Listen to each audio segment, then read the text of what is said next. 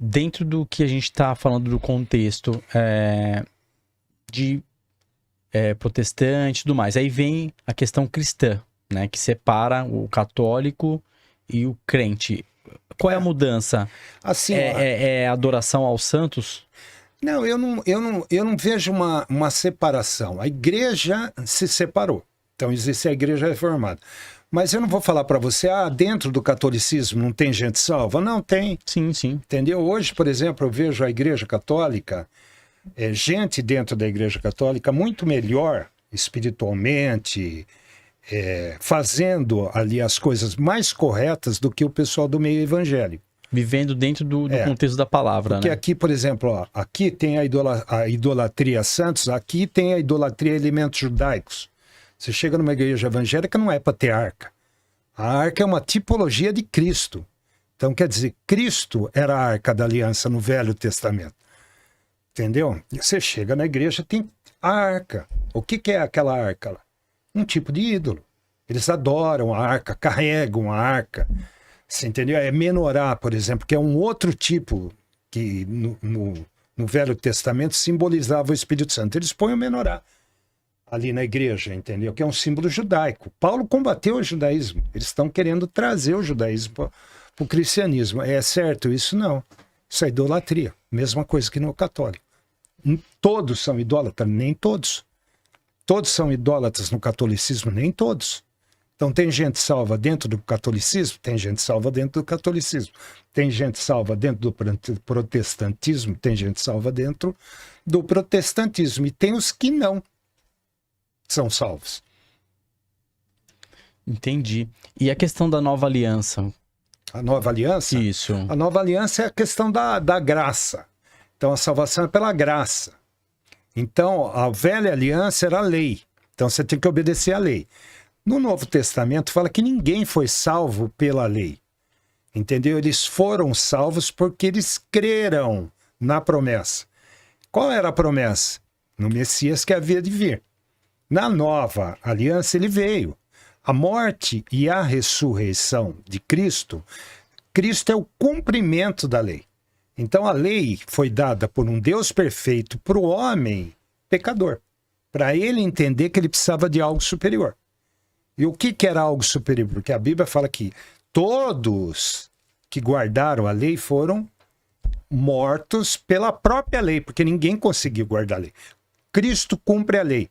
Então a lei era para o homem entender que ele precisava de algo superior. Quem é algo superior? A graça de Deus. Cristo.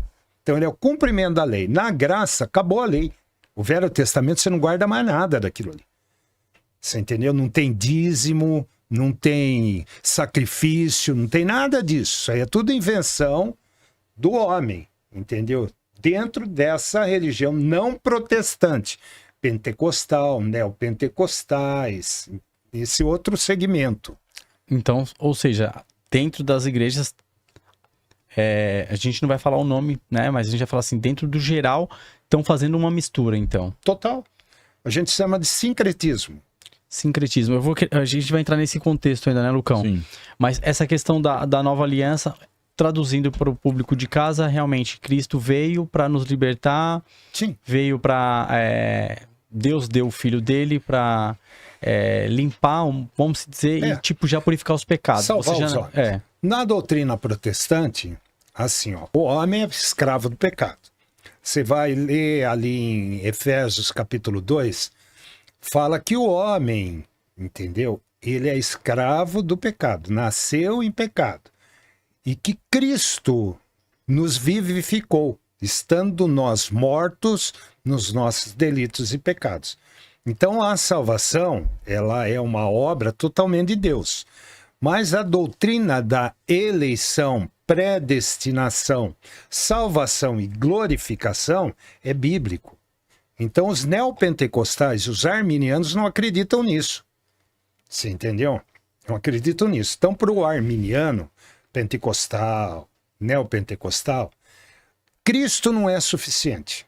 Entendeu? E a salvação é crer só em Cristo. A reforma protestante é só Cristo, só a graça, só a fé, só a escritura e só a Deus dê a glória. São 5 pontos da Reforma Protestante.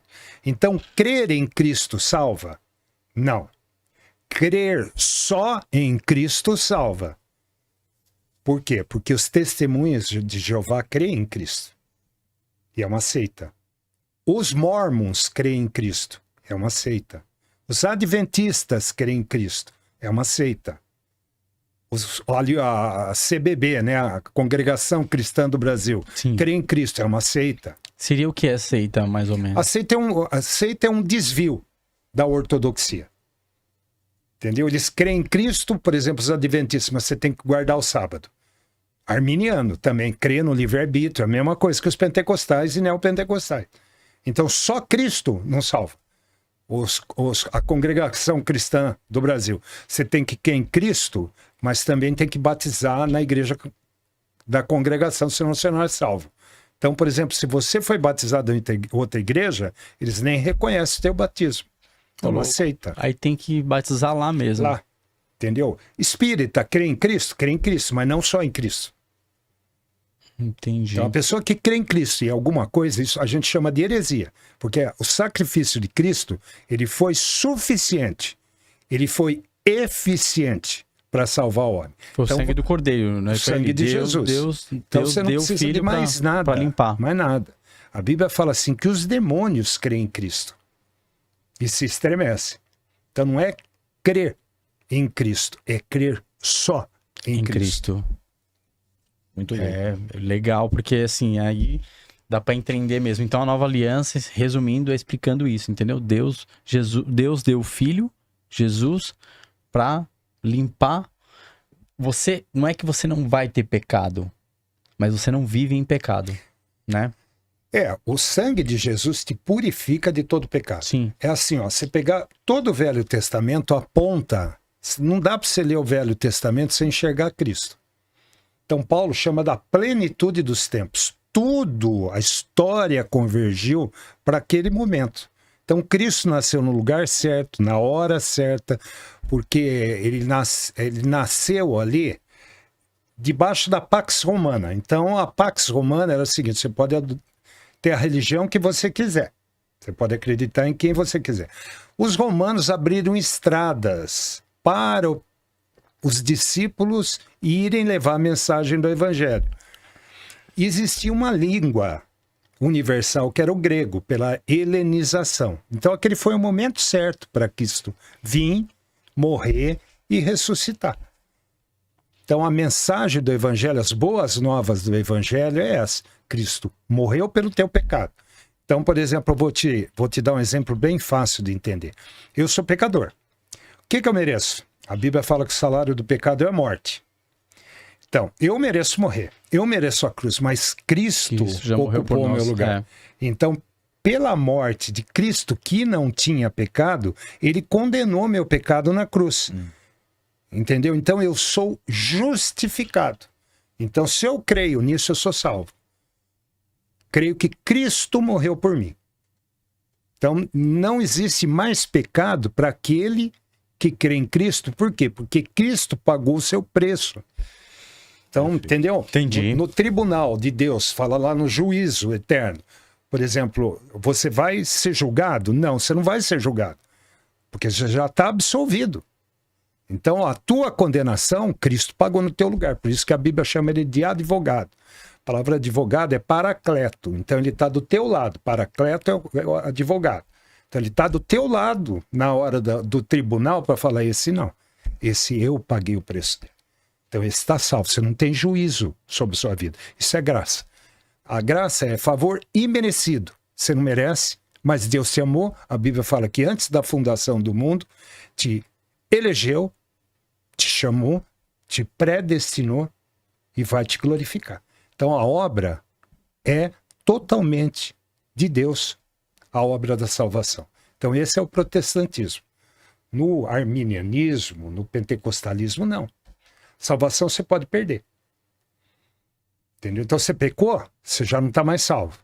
Então eu brinco sempre que é aquela margarida, né, dos arminianos. Sabe, bem me quer, mal me quer. Sim, sim. Então estou salvo, não estou salvo, você não tem uma segurança.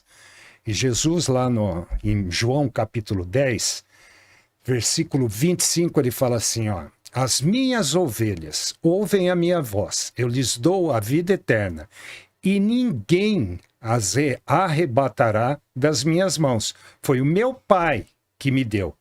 O Pai é maior do que eu. E ninguém as arrebata das mãos dele.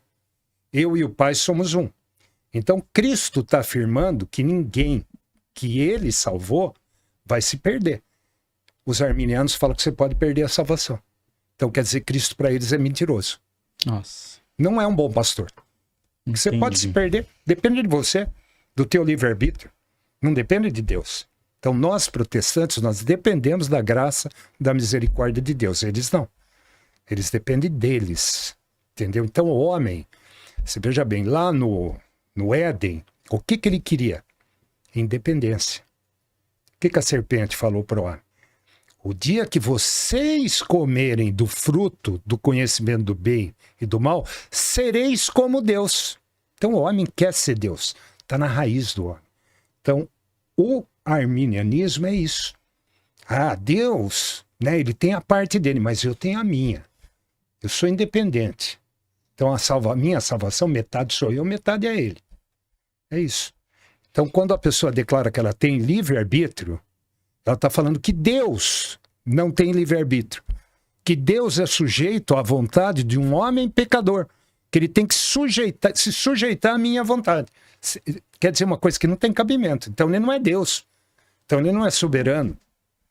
Você entendeu? Um Deus que é autossuficiente em si, que não precisa de nada. Ele não precisa do homem. Entendeu? Você pega lá no Éden, o que ele vai? O dia que você comer desse fruto aqui, você morre. Deus matou o homem? Não.